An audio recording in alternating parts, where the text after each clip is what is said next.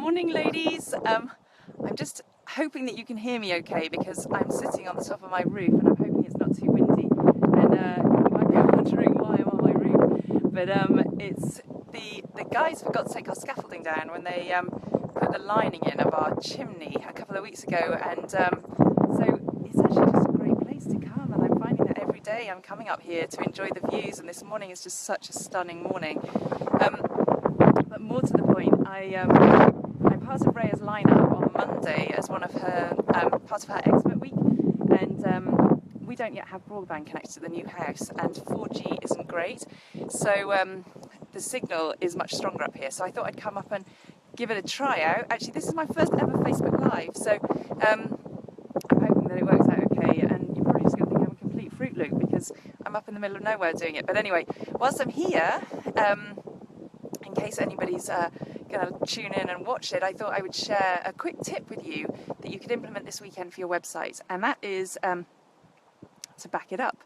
And if you don't think backups are essential, then I'll just give you an example of a phone call that I had last week from somebody who runs a really tiny website for a small parish magazine, and all she does every month is upload an electronic version of her parish magazine, which she publishes and puts through letterboxes. And really, her traffic is pretty minimal, and she cannot understand why anyone would have hacked it. But one morning she logged on last week, and there was a big sign across it saying that her website had been hacked, and she was devastated. She just had no idea how to start to get it back. And so here's the deal. A lot of hosting companies will automatically back up for you every 24 hours as part of your hosting package.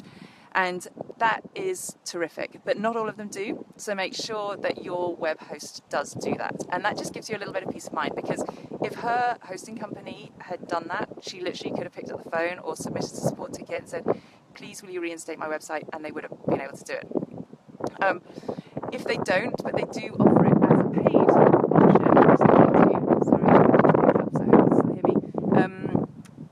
then it's worth paying for it, because it's likely only a couple of pounds a month. And again, just for that peace of mind, it's really worth it.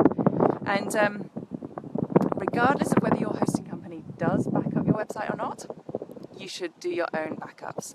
And the reason that you should do that is because again, it's for your own peace of mind, but also because hosting companies are also not infallible. And there have been instances, in fact there was one recently of a really large hosting company that lost all of their clients' data and all of their backups. So you just don't ever want to rely on one backup. And backing up your website is really not difficult, and especially if you've got a WordPress website, you can install a plugin called Updraft Plus. It's a free plugin, and you literally just install it, activate it, and then you configure the settings to do automatic updates for you, and it will just take care of everything for you. And if you're updating your website on a regular basis, let's say you're putting on blog posts once a week, then set it to automatically back up your website every week. If you're updating it more often than that, then back up daily, and back up to a remote destination such as Dropbox, or just up to the cloud somewhere. If you've got Amazon 3S or whatever it might be, then just back up and make sure that those backups are being taken off-site. So you're not backing up locally, otherwise you're using up all your hosting space with your backups, and that's going to suddenly push you up so that you need to upgrade your hosting.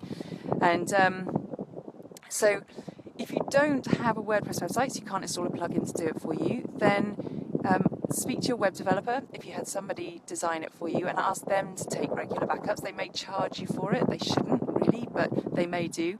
So, but if they do, just check it out, see how much it's going to cost, and it will probably be worth your while. Now, if you choose to ignore all of this advice and you don't bother going away and getting a backup, then all is not lost. If you suddenly wake up one morning, you have that heart-stopping moment when you realise that your website has just vanished, then you can, in fact, get cleanup services to do it for you, to recover a hacked website. So don't panic and think you've got to start again from scratch, because usually you will be able to recover your site in some way. And there is a site called Securi which offers a service. It's about $300 to do a one-off cleanup.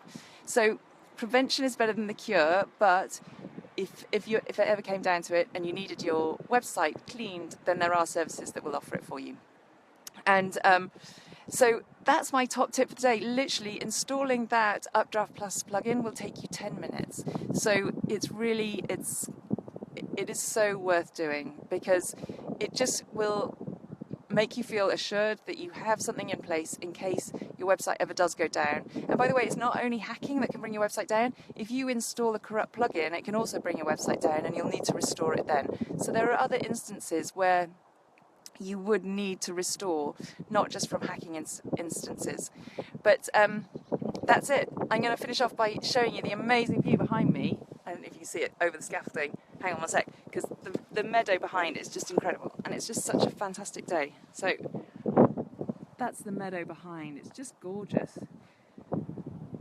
So if you're enjoying the sun today, if you've also got lovely weather, maybe get out there and get a bit of fresh air. But anyway, thanks for listening, guys, and I'll look forward to speaking to you on Monday about 5 really common mistakes I see on websites and how you can avoid them on your own. Have a great weekend. Bye for now.